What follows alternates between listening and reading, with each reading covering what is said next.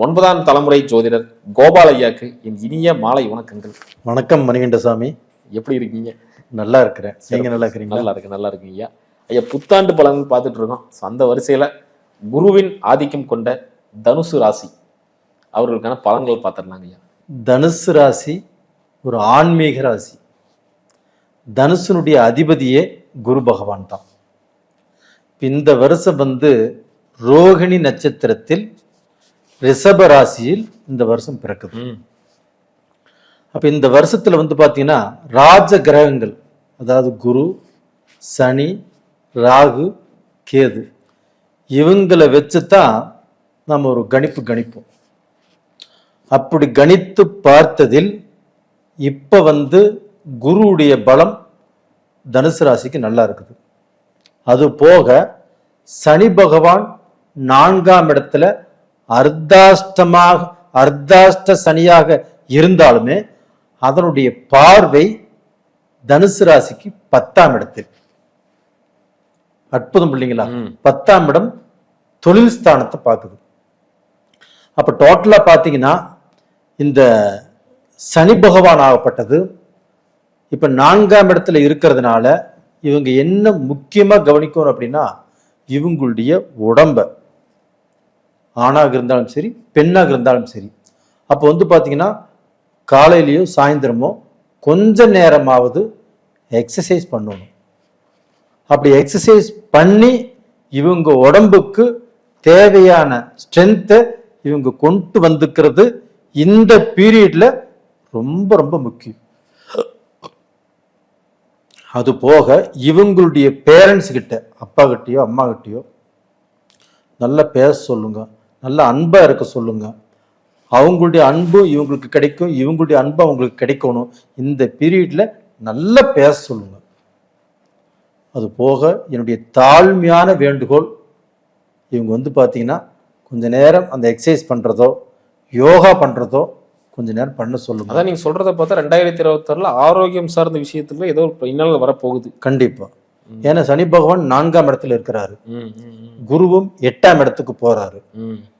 அப்ப பாத்தீங்கன்னா இந்த குரு பகவான் ஆகப்பட்டது இவங்களுக்கு தொழில், வியாபாரம், அரசாங்க வேலை, அரசாங்கத்துல பதவி, ஒரு கான்ட்ராக்ட், இது மாதிரி பாத்தீங்கன்னா தொழில்ல ஒரு நல்ல பொசிஷனுக்கு வருவதற்கு இந்த சனி பகவான் நல்ல பார்வை பலத்தினால இன்னும் 1 வருஷம் 1.5 வருஷம் 2 வருஷத்துக்கு ஒன்றும் பிரச்சனையே இல்லை.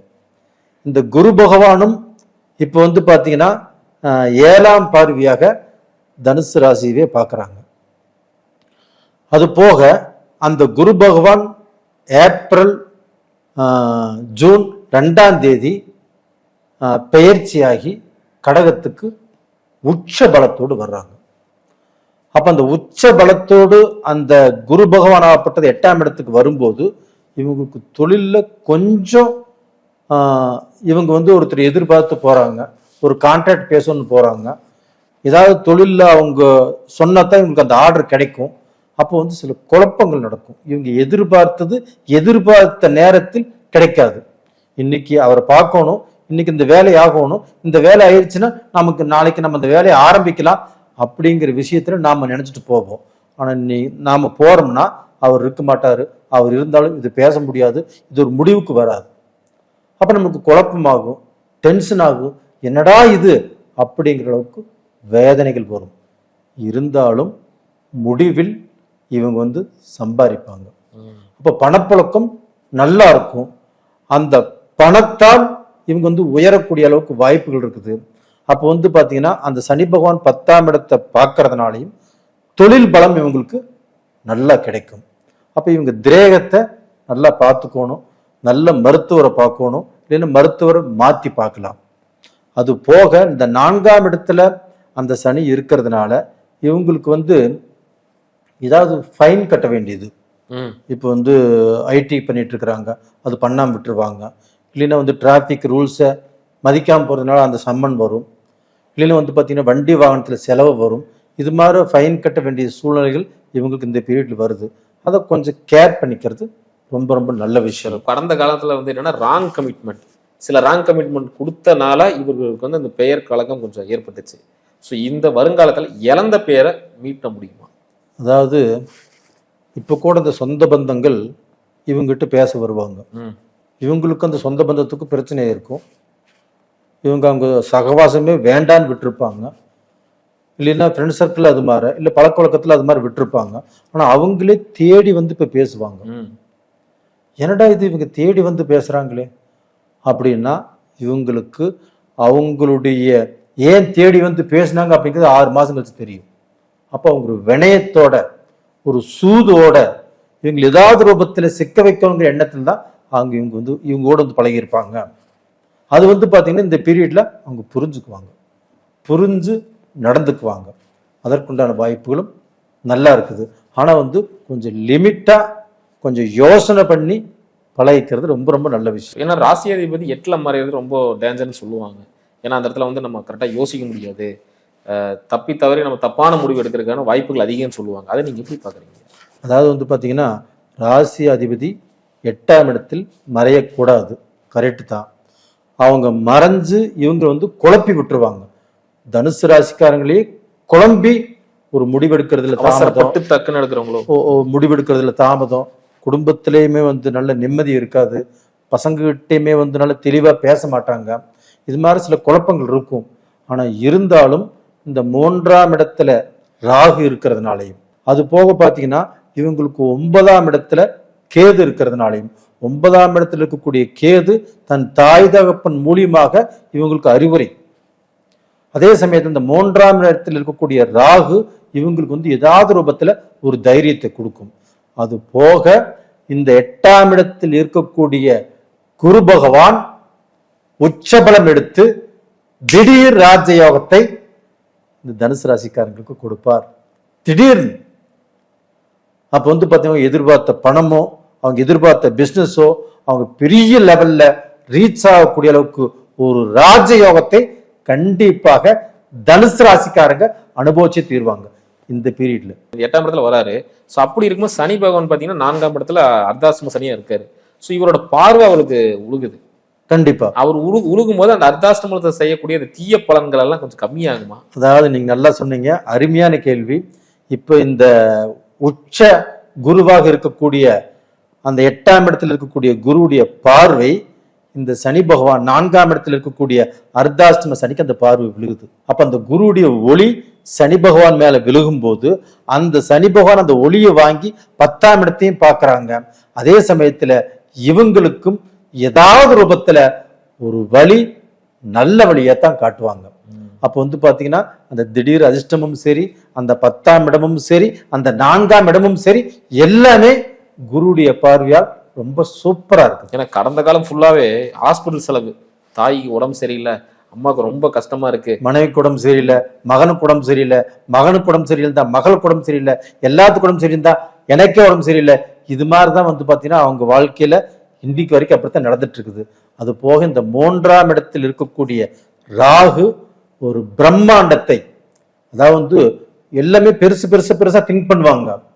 ஆனா இவங்களுக்கு ஏதாவது ரூபத்துல ஒரு அதிர்ஷ்டத்தையோ ஒரு முன்னேற்றத்தையோ அடுத்தவங்க இவங்களை திரும்பி பார்க்கக்கூடிய அளவுக்கு ஒரு நல்ல ஒரு பொசிஷன், ஒரு கவர்மெண்ட் பதவியோ ஒரு நல்ல பொறுப்போ ஒரு வந்து நல்ல தொழிலோ இல்லை யாராவது ஒருத்தர் மூலியமாக இவங்களுக்கு வந்து பார்த்தீங்கன்னா நல்ல நட்பு கிடைச்சு அந்த பழக்க வழக்கத்தினால இவங்க வந்து உயர வருவதற்கு ஒரு வாய்ப்பு இந்த பீரியட்ல இருக்கிறது. கடந்த காலத்துல விட இந்த காலத்துல ரொம்ப சூப்பரா இருக்குன்னு சொல்றீங்க. கடந்த காலங்கிறது மறந்துட சொல்லுங்க, இந்த காலத்துல எப்படி இருப்பாங்கன்னு கேட்டீங்கன்னா கண்டிப்பா கடந்த காலத்துல இருந்ததை விட 4 மடங்கு உயர்ந்து வரக்கூடிய அளவுக்கு வாய்ப்பு. அர்த்தாஷ்டம சனியை பத்தி பயப்பட வேண்டியது இல்லை. நாங்க சனினாலே பாக்குறீங்க தனுசு, ஏன்னா தனுசுன்னு சனினாலே பயம்தான். ஆனா நீங்க சொன்ன மாதிரி ஒரு பாயிண்ட் கொஞ்சம் வேல்யூவான பாயிண்டா இருக்கு. ஏன்னா அந்த குரு பகவான் ராசி அதிபதியே போய் சனியை பார்க்கறதுனால அது காலம் கம்மியா இருக்கு, அதிக பாசிபிலிட்டி இருக்கு. அந்த ராசிநாதன் 8ஆம் இடத்துல இருந்து 9ஆம் பார்வையாக இவங்க ராசிக்கு 4ஆம் இடத்தில் இருக்கக்கூடிய சனி பகவானை பார்த்துட்டாரு. அந்த சனி பகவான் எங்க பார்த்துட்டு இருக்கிறாரு? 10ஆம் இடத்தை பார்த்துட்டு இருக்கிறாரு. அப்ப தொழில் பலம், 4ஆம் இடமும் பலம், இது எல்லாமே சூப்பர். அது போக இவங்களுக்கு இடமாற்றங்கள் ம். இல்லைன்னா வீடு மாத்துறது இது மாதிரி வரும்போது கொஞ்சம் ஜாக்கிரதையா இருக்கிறது நல்ல விஷயம். இந்த வீட்டுல இருந்து அடுத்த வீட்டுக்கு போறாங்க, இல்ல அடுத்த வீட்டுல இருந்து அடுத்த வீட்டுக்கு போறாங்க, இல்ல ஒரு சிலர் வந்து சிங்கிள் பெட்ரூம்ல வாழ்ந்தாங்கன்னா டபுள் பெட்ரூம்ல வாழக்கூடிய வாய்ப்புகள் உருவாகும். இல்ல சிங்கிள் பெட்ரூம் இருக்கக்கூடிய வீட்டுல இருக்கிறாங்கன்னா அவங்க வந்து டபுள் பெட்ரூம் கட்டி அதுல வாழக்கூடிய அளவுக்கு யோகங்கள் இதெல்லாமே நல்லா இருக்குது. ஆனா இடம் மாறும்போது கொஞ்சம் ஜாக்கிரதையாக இவங்க இடம் மாறுறது ரொம்ப ரொம்ப நல்ல விஷயம். ஒரு தொழில் மாறும் போதும் கொஞ்சம் ஜாக்கிரதையா போகிறது ரொம்ப ரொம்ப நல்ல விஷயம். தனுசு ராசி நேயர்கள் எந்த விஷயத்துல ரொம்ப கேர்ஃபுல்லா இருக்கும்? அதாவது இப்பதான் சொன்னான் இல்லையா, இவங்க வந்து பாத்தீங்கன்னா கெட்டதே இவங்களுக்கு வந்து ஆன்மீக சிந்தனை, யாரையும் கெடுக்கணுங்கிற எண்ணம் இல்லை, யார் சொத்து மேலையும் ஆசைப்படுறதும் இல்லை. அதாவது இறைவன் ஒருத்தர் இருக்கிறாங்க, நம்ம பயந்துக்க வேண்டிய அவசியம் இல்லை.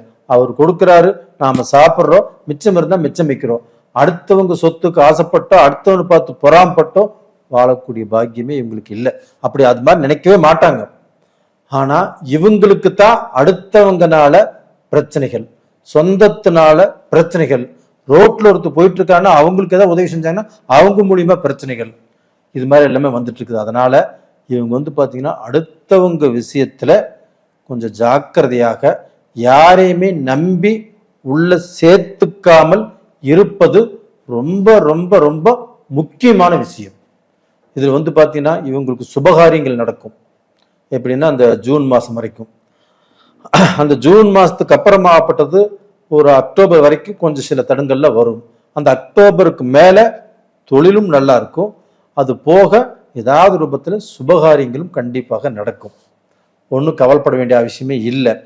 அது போக பார்த்தீங்கன்னா இவங்களுக்கு வந்து ஏதாவது ரூபத்துல கல்யாணம் பண்ணி பிரிஞ்சிருக்கிறவங்க ஒன்று சேருவாங்க. கல்யாணமே வேண்டாம், கல்யாணம் பண்ணி ஏதாவது ரூபத்துல கணவனை இழந்தோ இல்லை மனைவியை இழந்தோ இருக்கிறாங்க இல்லையா, அவங்களுக்கும் மறுமணம் ஆகக்கூடிய வாய்ப்புகள் நல்லா இருக்குது. குழந்தைகள்னால ஒரு நல்ல திருப்தி, ஒரு நல்ல சந்தோஷம், ஒரு நல்ல மனநிலை கிடைக்கும்.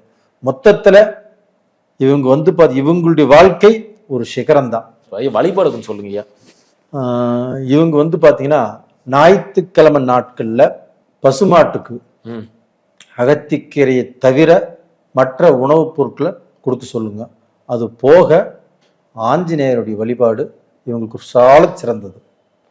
மனதார கும்பிட சொல்லுங்க, கண்டிப்பாக இவங்களுடைய கஷ்டங்கள் எல்லாமே தீரும். சிறப்புங்க, ரொம்ப அற்புதமா சொன்னீங்கய்யா. மீண்டும் அடுத்த காணொலியில் அடுத்தடுத்த ராசிகளை பத்தி பார்க்கலாம். நன்றி.